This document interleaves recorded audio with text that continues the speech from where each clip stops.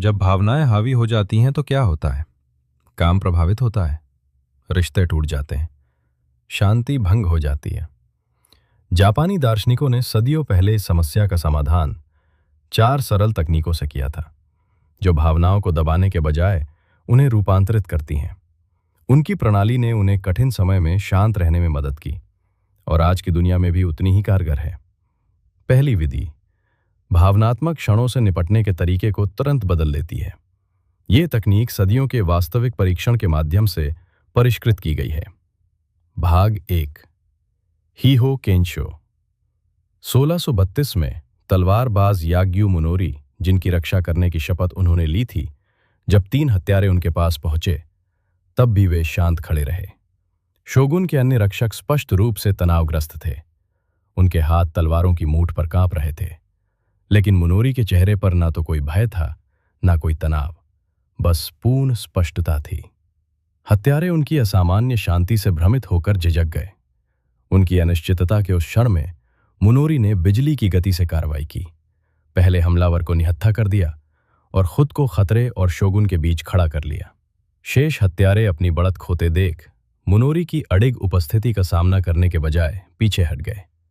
प्रत्यक्षदर्शियों को जो असाधारण साहस प्रतीत हुआ, वो भय का दमन नहीं था, ये उससे कहीं अधिक शक्तिशाली था। मुनोरी ने अपनी भावनात्मक स्थिति को पूरी तरह से बदल दिया था। शोगुन के निजी रक्षक के रूप में अपने पूरे करियर के दौरान मुनोरी ने अत्यधिक दबाव में भी बार बार इस उल्लेखनीय भावनात्मक स्पष्टता का प्रदर्शन किया। ये क्षमता इतनी मूल्यवान थी कि शोगुन ने उन्हें भावी पीढ़ियों के लिए अपने दृष्टिकोण को दर्ज करने का आदेश दिया। इसका परिणाम हेइहो का दिन हो जीवनदायिनी तलवार था, एक ऐसा ग्रंथ जिसका जापान के शासक वर्ग द्वारा सदियों तक अध्ययन किया गया। सतही तौर पर तलवारबाजी के बारे में होते हुए भी इसका गहरा ज्ञान कहीं अधिक मौलिक विषय को संबोधित करता है, स्वयं मन पर महारत। मुनोरी की मूल अंतर्दृष्टि लगभग बहुत सरल लगती है। भावनाएं ऐसी चीजें नहीं हैं जो आप पर घटित होती हैं, बल्कि वे स्थितियां हैं जिन्हें आप सचेत रूप से अपनाते हैं। ये इस बात के विपरीत है कि हम में से अधिकांश लोग भावनाओं का अनुभव कैसे करते हैं। हम अपने भीतर क्रोध को बढ़ते हुए, भय को जकड़ते हुए या चिंता को अभिभूत होते हुए महसूस करते हैं, मानो ये भावनाएं आक्रमणकारी हों जिनसे हमें या तो लड़ना है या आत्मसमर्पण करना है। मुनोरी ने इसे एक मौलिक गलत धारणा के रूप में पहचाना। जिस प्रकार एक तलवारबाज अपने प्रतिद्वंदी और भूभाग के अनुसार अपनी मुद्रा बदलता है, उसी प्रकार उन्होंने सिखाया कि मन 5 भावनात्मक अवस्थाओं के बीच परिवर्तित हो सकता है। पहली अवस्था एक पर्वत के समान है, जो शक्ति और स्थिरता का प्रतीक है। जब एक समुराई पर्वत जैसी मुद्रा में खड़ा होता था, तो प्रतिद्वंदी किसी भी हरकत से पहले ही उसकी अडिग उपस्थिति को महसूस कर सकते थे। दूसरी स्थिति नदी की तरह है, बहती हुई, ध्यानमग्न और तटस्थ। इस स्थिति में आप ना तो आगे बढ़ते हैं और न ही पीछे हटते हैं, बल्कि पूर्ण स्पष्टता के साथ अवलोकन करते हैं और भावनात्मक विकृति के बिना परिस्थितियों को स्वयं प्रकट होने देते हैं। तीसरी स्थिति सरकंडे की तरह है, जो झुकता हुआ प्रतीत होता है, जबकि वास्तव में दिशा बदलता है। जब तेज हवाएं चलती हैं तो कठोर पेड़ टूट जाता है, जबकि लचीला सरकंडा झुकता है और फिर अपनी जगह पर लौट आता है। ये भावनात्मक स्थिति दबाव को अवशोषित करती है और फिर उसे कहीं और प्रवाहित करती है। चौथी स्थिति हवा की तरह है, अप्रत्याशित हलचल, जो पूरी गतिशीलता को बदल देती है। जब विरोधी सीधे टकराव की तैयारी करते हैं, तो अचानक एक अप्रत्याशित भावनात्मक स्थिति में बदलाव से गहरा लाभ मिलता है। पांचवी स्थिति छाया की तरह है, पूर्ण पुनर्व्यवस्था, जो अंतःक्रिया के स्वरूप को बदल देती है। छाया प्रकाश से नहीं लड़ती, ये बस एक अलग आयाम में विद्यमान होती है, जिससे सीधा विरोध असंभव हो जाता है। ये अमूर्त अवधारणाएं नहीं थीं, बल्कि व्यावहारिक स्थितियां थीं, जो मुनोरी ने शोगुन को विभिन्न परिस्थितियों में अपनाने के लिए सिखाई थीं। जब तीसरे तोकुगावा शोगुन येमित्सु को एक राजनीतिक संकट का सामना करना पड़ा, जिससे गृह युद्ध का खतरा था, तो उनके सलाहकारों ने तत्काल आक्रामक कार्रवाई का आग्रह किया और उनका मानना था कि पर्वतीय स्थिति आवश्यक शक्ति का प्रदर्शन करती है। परिषद कक्ष में निर्णायक सैन्य तैनाती के पक्ष में तनावपूर्ण आवाजें गूंज रही थीं। मुनोरी की पद्धति में प्रशिक्षित शोगुन ने इस स्वाभाविक प्रतिक्रिया को संभावित रूप से विनाशकारी समझा। अपनी आदत के अनुसार आक्रामक आदेश देने के बजाय उन्होंने जानबूझकर नदी के किनारे शांत तटस्थ रुख अपनाया। इस अप्रत्याशित बदलाव ने परिषद की पूरी गतिशीलता को बदल दिया। शोगुन ने पूर्ण संयमित अवलोकन बनाए रखा और उनके सलाहकारों ने धीरे धीरे अपनी भावनात्मक स्थिति को शांत किया।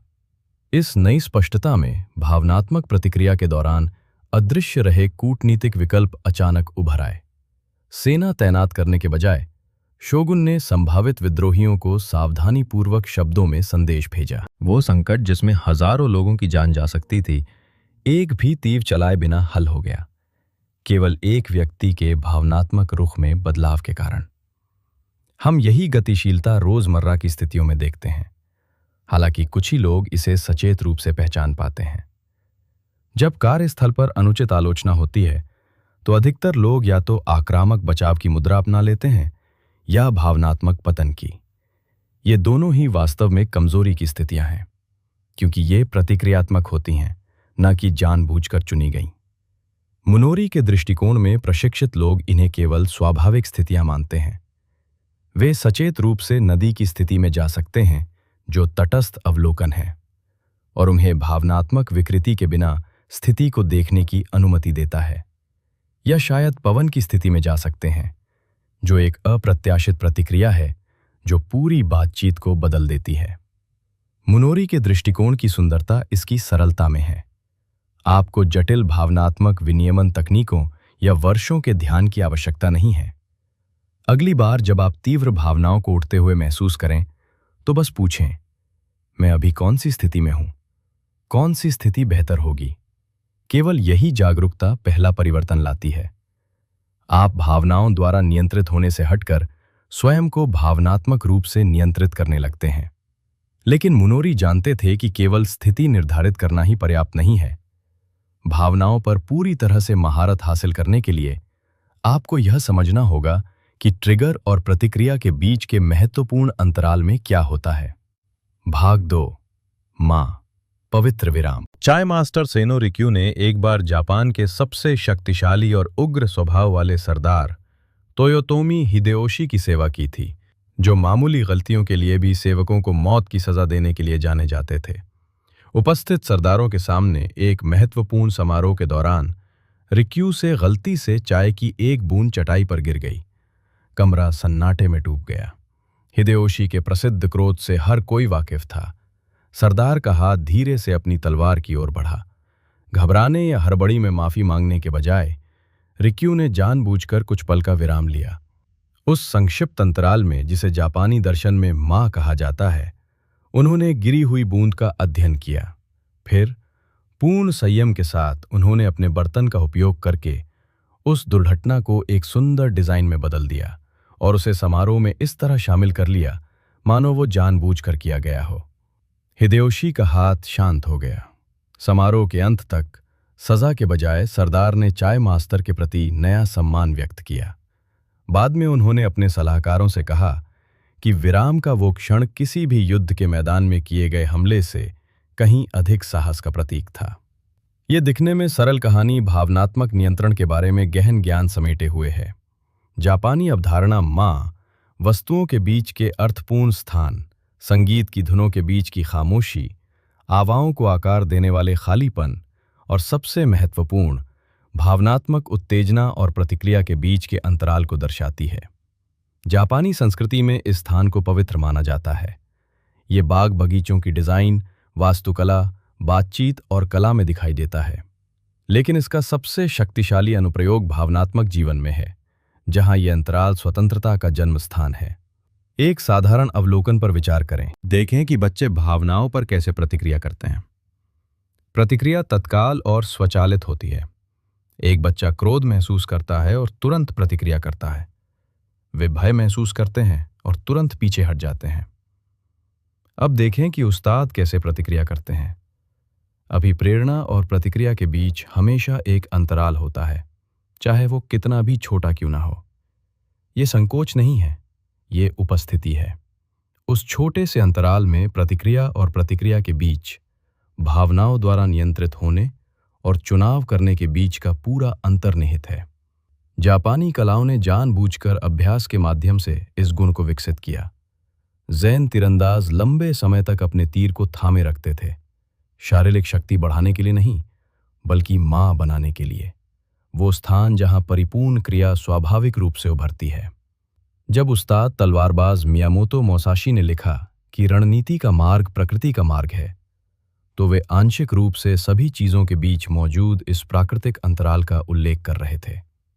इस अंतराल को सचेत रूप से बढ़ाकर निपुणता संभव हो जाती है। हमारी तेज गति वाली दुनिया में ये पवित्र स्थान लगभग नगण्य हो गया है। संदेशों के लिए तत्काल प्रतिक्रिया की आवश्यकता होती है। समाचार तुरंत प्रतिक्रिया को जन्म देते हैं। विवाद इसलिए बढ़ जाते हैं क्योंकि कोई भी स्पष्टता के लिए जगह नहीं बनाता। फिर भी समाधान आज भी उतना ही सरल है जितना रिक्कू के समय में था। एक छोटा सा विराम भी सब कुछ बदल देता है। आलोचना का जवाब देने से पहले एक सांस, किसी तीखे संदेश का जवाब देने से पहले 1 घंटा, कोई भावनात्मक निर्णय लेने से पहले 1 रात। मां की सुंदरता यही है कि यह विराम स्वयं एक शक्तिशाली प्रतिक्रिया बन जाता है। जब कोई आपकी कड़ी आलोचना करता है और आप तुरंत बचाव या हमला करने के बजाय बस कुछ समय देते हैं, तो पूरी स्थिति बदल जाती है। यह समय अक्सर शब्दों से कहीं अधिक प्रभावशाली होता है। जापानी दर्शन ने माना है कि यही वो अंतराल है जहां सच्ची भावनात्मक निपुणता निहित है। भावनाओं को नियंत्रित करने में नहीं, उन्हें पूर्ण रूप से व्यक्त करने में नहीं, बल्कि उस पवित्र स्थान में जहां चुनाव संभव हो पाता है। भाग 3, मिज़ुनूरो, जल मन। रणनीतिक स्थिति और पवित्र विराम के साथ आपने भावनात्मक निपुणता की नींव रखी है। लेकिन मन का कौन सा गुण इस स्थान को सबसे प्रभावी ढंग से भरता है? जब एकिडो के संस्थापक मोरी वाया पर एक साथ 5 हमलावरों ने हमला किया, तो प्रत्यक्षदर्शियों ने एक असाधारण दृश्य का वर्णन किया। जैसे ही वे लोग अलग अलग दिशाओं से उनकी ओर दौड़े, वाशिबा पानी की तरह शांत, सतह पर स्थिर, फिर भी गति में शक्तिशाली, गतिमान रहे। बिना किसी स्पष्ट प्रयास के उन्होंने प्रत्येक हमलावर की ऊर्जा को दूसरी दिशा में मोड़ दिया, जिससे वे आपस में टकरा गए या बिना किसी नुकसान के एक तरफ गिर गए। सबसे उल्लेखनीय बात उनका चेहरा था, जो पूरी तरह शांत था। न तो तनाव दिखा रहा था और न ही विजय। ये भावनाओं का दमन नहीं था। ये मिज़ुनूरो, पानी की तरह मन के माध्यम से परिवर्तन था। पानी में 3 विरोधाभासी गुण होते हैं जो इसे भावनात्मक निपुणता के लिए एक आदर्श रूपक बनाते हैं। स्थिर अवस्था में पानी वास्तविकता को पूरी तरह से प्रतिबिंबित करता है, जैसे एक पहाड़ी झील दुनिया की एक अविकृत छवि दिखाती है। ये गुण भावनात्मक रंग के बिना स्पष्ट बोध की अनुमति देता है। बहते समय पानी बिना किसी प्रतिरोध के किसी भी पात्र या बाधा के अनुकूल हो जाता है, अपना सार बनाए रखते हुए अपना रूप बदलता है। ये कठोरता के बिना प्रतिक्रियाशीलता की अनुमति देता है। जब जल को सही दिशा दी जाती है, तो वो बल से नहीं, बल्कि प्राकृतिक सिद्धांतों के साथ सामंजस्य स्थापित करके अपार शक्ति उत्पन्न करता है। इससे बिना थकावट के प्रभाव उत्पन्न होता है। जापानी सुलेख के उस्ताद अपनी सबसे महत्वपूर्ण रचनाएं करने से पहले जल का ध्यान करते थे। व्यापारिक नेता बड़ी बातचीत से पहले बहती धाराओं पर विचार करते थे। ये कोई काव्यात्मक अनुष्ठान नहीं, बल्कि भावनात्मक प्रवाह के लिए व्यावहारिक तैयारी थी। आधुनिक जीवन में हम ऐसी भावनात्मक चुनौतियों का सामना करते हैं जो अटल बाधाओं, कठिन सहकर्मियों, अप्रत्याशित असफलताओं और लगातार बनी रहने वाली समस्याओं की तरह लगती हैं। अधिकांश लोग या तो इन वास्तविकताओं से लड़ते हैं, जिससे थकावट उत्पन्न होती है, या पूरी तरह से आत्मसमर्पण कर देते हैं, जिससे उनकी ईमानदारी नष्ट हो जाती है। जल एक अलग प्रतिक्रिया सिखाता है, न तो कठोर प्रतिरोध और न ही निष्क्रिय आत्मसमर्पण, बल्कि अनुकूल सामंजस्य। ये बाधाओं से संघर्ष नहीं करता, ये अपने मूल स्वभाव को बनाए रखते हुए उनके चारों ओर बहता है। जल का ये गुण 3 सरल सांसों के माध्यम से स्वाभाविक रूप से उभरता है। पहली सांस में स्थिर जल की कल्पना करें, जो वास्तविकता को बिना किसी विकृति के प्रतिबिंबित करता है। दूसरी सांस में बहते जल की कल्पना करें, जो बिना किसी प्रतिरोध के बाधाओं के चारों ओर घूमता है। तीसरी सांस में जल की निर्देशित शक्ति को प्राकृतिक शक्तियों के विरुद्ध नहीं, बल्कि उनके साथ संरेखित महसूस करें। जब आलोचना का सामना करना पड़ता है, जो सामान्यतः रक्षात्मकता को जन्म देती है, तो ये जलमय मन उस अनुभव को पूरी तरह से बदल देता है। विरोध करने के खतरे के बजाय आलोचना चिंतन करने के लिए सूचना बन जाती है। एक ऐसा मार्ग बन जाती है जिसके चारों ओर प्रवाहित हुआ जा सकता है, या विकास की ओर निर्देशित करने के लिए ऊर्जा बन जाती है। जलमय मन क्षण भर में पूर्ण अनुकूलनशीलता उत्पन्न करता है, लेकिन इस अवस्था को बनाए रखने के लिए एक अंतिम तत्व की आवश्यकता होती है, जो स्थायी परिवर्तन सुनिश्चित करता है।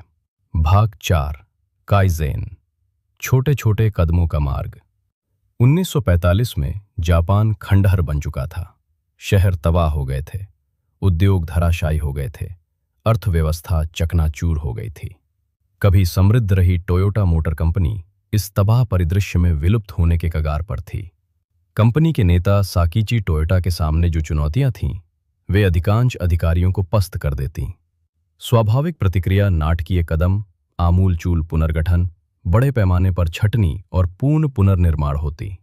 इसके बजाय टोयोटा ने एक ऐसे दर्शन को अपनाया जिसने न केवल उनकी कंपनी को, बल्कि विपरीत परिस्थितियों से निपटने के उनके पूरे दृष्टिकोण को बदल दिया। काइज़ेन, छोटे छोटे कदमों के माध्यम से निरंतर सुधार। एक ही बार में सब कुछ फिर से बनाने की कोशिश करने के बजाय उन्होंने हर दिन उत्पादन के एक छोटे से तत्व में सुधार करने पर ध्यान केंद्रित किया। एक समय में एक प्रक्रिया, एक घटक, एक गतिविधि। पश्चिमी पर्यवेक्षकों को उनका ये दृष्टिकोण बेहद धीमा लगा, लेकिन एक दशक के भीतर छोटे छोटे सुधारों के इस धैर्यपूर्ण संचय ने न केवल टोयोटा को बचाया, बल्कि इसे दुनिया की सबसे सफल कंपनियों में से एक बनने की स्थिति में भी पहुंचा दिया। काइज़न का ज्ञान परिवर्तन के बारे में हमारी सहज प्रवृत्ति के विपरीत है। हम नाटकीय सफलताओं, पूर्ण पुनर्निर्माण और परिवर्तन की साहसिक यात्राओं की ओर आकर्षित होते हैं। अपने पूरे भावनात्मक परिदृश्य को एक ही बार में बदलने की कोशिश करने के बजाय बस किसी एक खास बात पर अपनी प्रतिक्रिया को बेहतर बनाने पर ध्यान दें।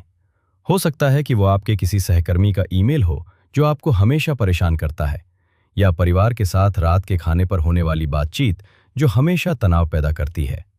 जब आप उस एक बात पर अपनी प्रतिक्रिया को थोड़ा सा बेहतर बनाते हैं, एकदम सही नहीं, बस बेहतर, तो सब कुछ बदलने लगता है। जैसे पानी धीरे धीरे पत्थर को आकार देता है, वैसे ही ये छोटे छोटे सुधार मिलकर एक गहरा बदलाव लाते हैं। इसका आसान तरीका ये है, हर हफ्ते सिर्फ एक भावनात्मक बात चुनें और उस पर अपनी प्रतिक्रिया में एक छोटा सा सुधार करें। ये पूर्णता के बारे में नहीं है, ये प्रगति के बारे में है। भावनात्मक नियंत्रण के लिए काइज़न इतना शक्तिशाली इसलिए है क्योंकि ये हमारे वास्तविक बदलाव के साथ मेल खाता है। समय के साथ छोटे छोटे सुधार मिलकर एक ऐसी निपुणता का रूप ले लेते हैं जो सहज प्रतीत होती है, क्योंकि ये स्वाभाविक रूप से विकसित होती है, न कि बलपूर्वक। जापानी मान्यता है कि सच्चा परिवर्तन नाटकीय बदलाव से नहीं, बल्कि धैर्यपूर्वक परिष्करण से आता है। एक छोटा कदम, फिर दूसरा, फिर तीसरा। ये 4 जापानी दृष्टिकोण अलग अलग तकनीकें नहीं हैं, बल्कि एक स्वाभाविक क्रम बनाते हैं जो आपके भावनात्मक अनुभव को पूरी तरह से बदल देता है। हेहो कादेन्हो रणनीतिक स्थिति निर्धारण सिखाता है, जो भावनाओं के साथ आपके मूलभूत संबंध को बदल देता है। भावनाओं से प्रभावित होने के बजाय आप सचेत रूप से स्थिति की वास्तविक आवश्यकता के आधार पर अपनी भावनात्मक स्थिति का चुनाव करते हैं। माँ उत्तेजना और प्रतिक्रिया के बीच एक पवित्र स्थान बनाता है, जो आपको स्वचालित प्रतिक्रिया के बजाय चुनाव की स्वतंत्रता देता है। उस अंतराल में, चाहे वो कितना भी छोटा क्यों न हो, ऐसी संभावनाएं उभरती हैं जो भावनात्मक प्रतिक्रिया के दौरान अदृश्य रहती हैं। मिज़ू नुर्रो उस स्थान को जल मन से भर देता है जो अनुकूलनीय शक्ति प्रदान करता है, जो वास्तविकता को स्पष्ट रूप से प्रतिबिंबित करती है, बाधाओं के चारों ओर सहजता से प्रवाहित होती है और बिना किसी प्रतिरोध के ऊर्जा को शक्तिशाली रूप से प्रवाहित करती है। काइज़ेन छोटे छोटे निरंतर सुधारों के माध्यम से इस परिवर्तन को स्थायी बनाता है। भावनात्मक निपुणता का निर्माण जो सहज प्रतीत होती है, क्योंकि ये स्वाभाविक रूप से विकसित होती है, न कि बलपूर्वक। केवल एक से शुरुआत करने से दूसरों के स्वाभाविक रूप से विकसित होने की नींव बनती है। सदियों से इन पद्धतियों को परिष्कृत करने वाले जापानी गुरुओं की तरह आप भी पाएंगे कि सच्ची भावनात्मक निपुणता पूर्ण नियंत्रण के बारे में नहीं, बल्कि पूर्ण सामंजस्य के बारे में है। ये एक ऐसी जीवन शैली है जो जीवन के हर पहलू को अनुभव करने के आपके तरीके को बदल देती है।